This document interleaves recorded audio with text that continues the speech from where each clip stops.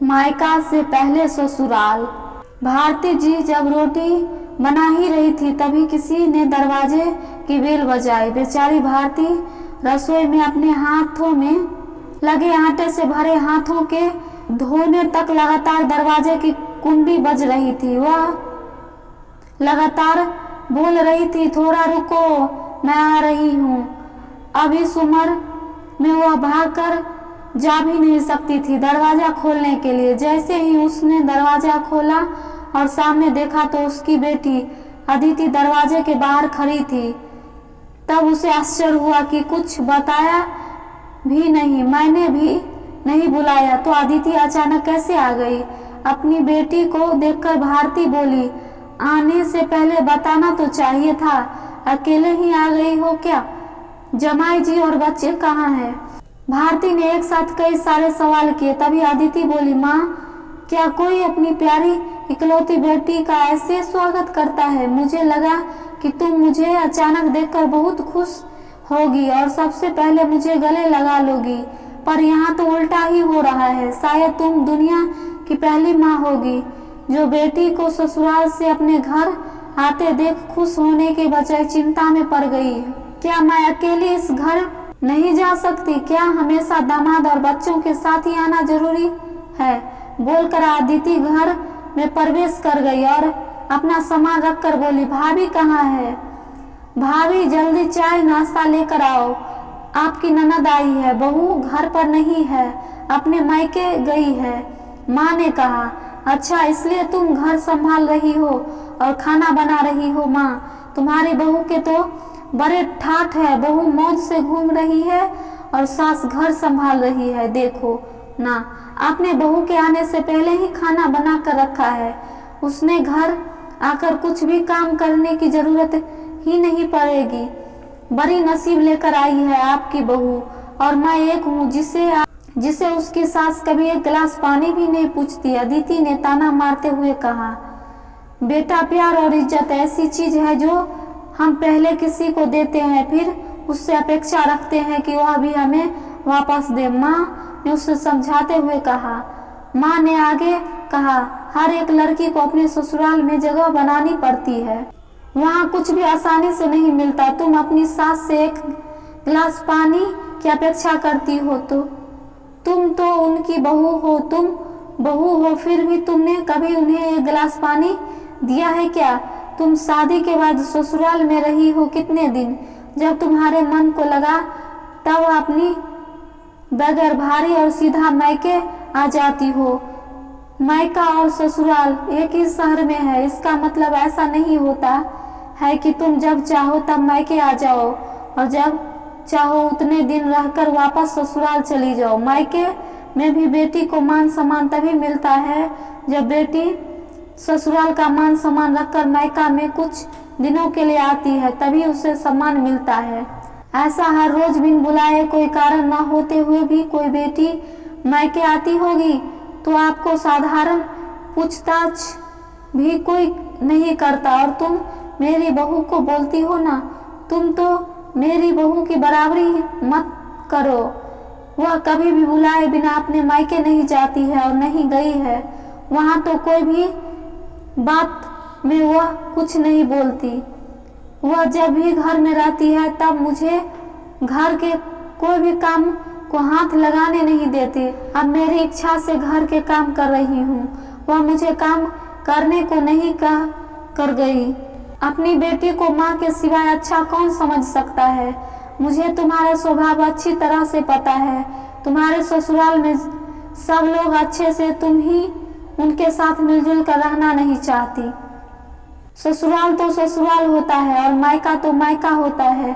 मायके में घर का काम अपनी मर्जी से होता है, ससुराल में सबके पहले सबका दिल जीतना पड़ता है, सबको अपना बनाना पड़ता है। उसके लिए छोटों से लेकर बड़ों तक सबको प्यार करना पड़ता है, सबकी पसंद नापसंद का ध्यान रखना पड़ता है, सबसे प्यार से बोलकर सबको उनकी घर के कामों में मदद करनी पड़ती है। तभी सब लोग घर में आई नहीं बहू को स्वीकार करती है, उसे अपना मानते। तुम जिम्मेदारी लेने के लिए तैयार ही नहीं हो, इसलिए रोज रोज मायके चले आती हो, यहाँ आकर भी वही करती हो। अभी की बात तो देख लो, घर में कदम भी नहीं रखा, उतने में भाभी को ऑर्डर देना शुरू कर दिया।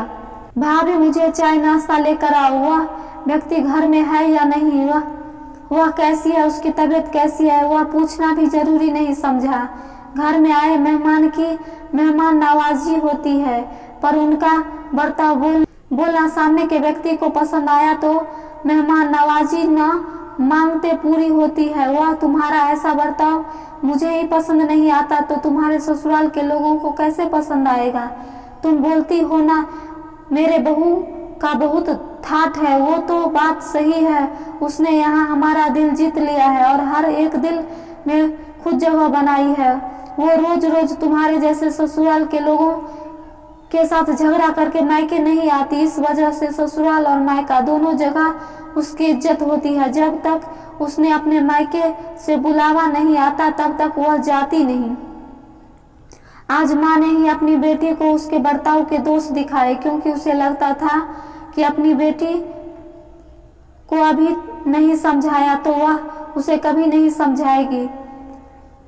तब तक बहू भी घर आ गई। उसने अदिति को देखते ही वह बोली, अरे दीदी आप कब आई, मुझे फोन किया होता तो मैं जल्दी घर आ गई होती ना। इस पर अदिति बोली, नहीं नहीं भाभी, मैं वापस जा रही हूँ, अभी ही मेरी सास का फोन आया था, उसके सीने में दर्द हो रहा है, मुझे वापस जाना है, आऊंगी वापस कभी यहाँ।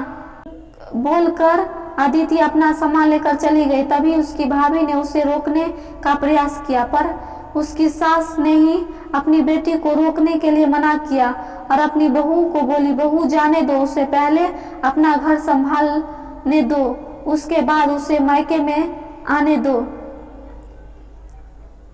तुम भी किसी के नहीं बुलाने पर तुम्हारी मायके चली जाती हो क्या।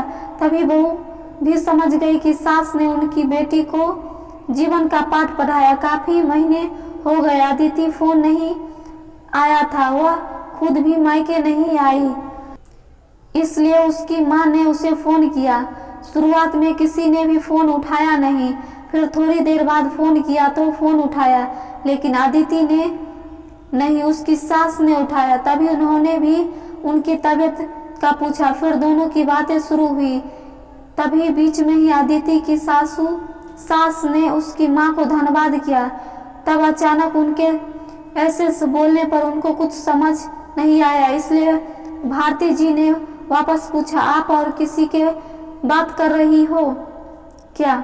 अदिति की सास बोली, नहीं तो फिर आप धन्यवाद किसको बोल रही थी। भारती जी पूछा, आपकी बेटी अदिति बहुत समझदारी से बर्ताव कर रही है, सभी को अपना बनाने की कोशिश कर रही है, सभी की मनपसंद का खाना बनाकर खिलाती है, घर में बहुत आनंद का वातावरण बना है, कोई भी झगड़ा नहीं, जैसे स्वर्ग ही बन गया हो मेरा घर, इसलिए मैं आपको धन्यवाद बोल रही हूँ।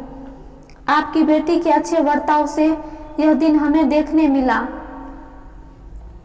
हम बहुत धन्य हो गए। पहले हमें उस तरफ से कोई भी अपेक्षा नहीं थी, पर आपने उसे समझा कर भेजा और उसके स्वभाव में बदलाव आया। आज उसी अदिति को मायके जाना तो दूर की बात है, फोन पर बोलने के लिए भी उसके पास वक्त नहीं है, वह अपने गृहस्थी में व्यस्त हो गई है।